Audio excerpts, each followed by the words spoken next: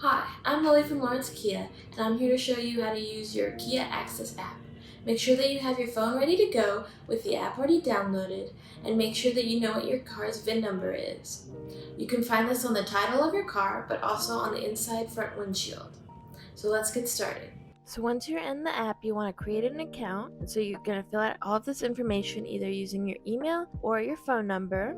So this is the view you get once you have registered into your account. So at the top it says what my car's name is, and then it has the gas mileage and the amount of miles that are left. And then it has kind of basic model of what my car looks like. So my car's a Nero. And then underneath that, it says that it was updated last, so it updates pretty regularly to make sure that everything in your car is looking good. And then underneath that, there's a couple different options. So right now, it's telling me that my engine is off, my car's locked.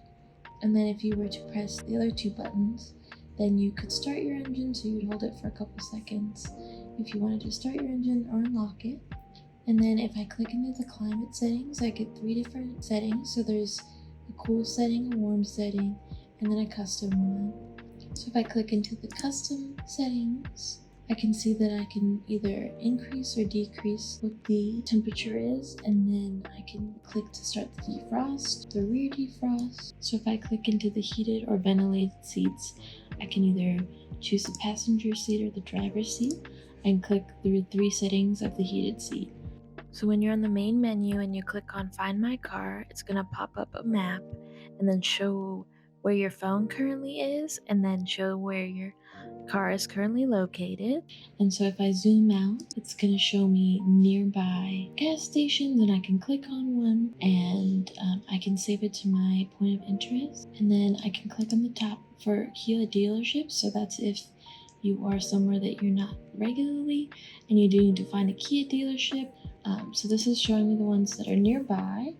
I'm going to go ahead and click into the Lawrence Kia dealership, because of course that's us. So I can add that as a point of interest. And then back on the main thing, I can turn on valet mode. So valet mode is basically if you kind of give your keys to a valet person, you want to make sure that your car is where it's supposed to be. It will notify you if your car moves from a mile from where you previously are. So no joyriding from anybody. See, it pops up that notification at the top telling me the valet mode is off, and it will also pop up a notification like that if something does happen. So here's the maintenance tab. So at the top you see the preferred dealer, which is of course Lawrence Kia. Now I'll click into the vehicle status. So this will tell me functions and different things are working with the green check mark. And so underneath there's an indicator light guide. So if something happens to go off on your car and you're not really sure what it is, you can look at this guide and see what it means. And then underneath that, so this is telling me how many miles and days I have left until I have my first service needed. So my car is pretty new, and you can keep track of that and don't have to just do guesswork. At the top, next to the preferred dealer, you can click into request appointment. And so it'll pop up the website. So this is our scheduling experience. And you can choose what is going on. I don't need that, so I'm going to go ahead and exit out. And then you can see history of what maintenance things you've had done. I don't currently have any, so there's nothing there. But if you were to have stuff, that would pop up.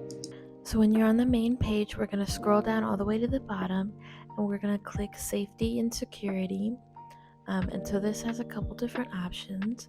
3 of them are really useful if you have a kid or someone else borrowing your car, and so it'll give you alerts when the car's going a certain mileage or if it's leaving a certain area, so you can keep track of that. So the first one is speed alerts. So you can create one on the top corner, and then you can set what speed that you want, and so then it'll pop up an alert if your car ever goes above 80 miles or 50 miles or wherever you want to set it at.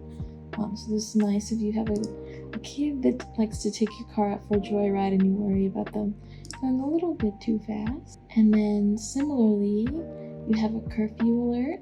So if your car was to be taken at a certain time, it'll give you an alert. So I called it Kids Curfew because it's kind of, I think, the best use for it. And decide what days. So you can set whatever time you need. And then similarly, the geofence alerts. And then you can click set boundary. And if your kid drives a certain amount of miles away from that boundary, or drives out of that boundary, you will be notified. So that's kind of great too. So you can keep track of dangerous teens. And then if you click on the convenience tab down at the bottom, you can start a remote start schedule. So if you don't want to have to go into the app every day and click start my car, you can set this up. So if you go back into the convenience tab, you can look at my trips. So this will tell you every time your car is driven. And so I can click into one. This is my commute in the morning, and I can either set it to personal or business.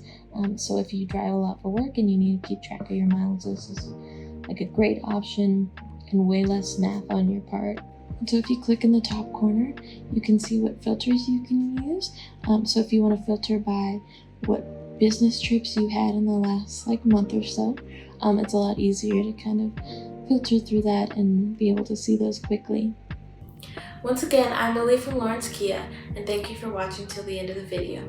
Make sure to like and subscribe and comment down below for any future videos that you might want to see.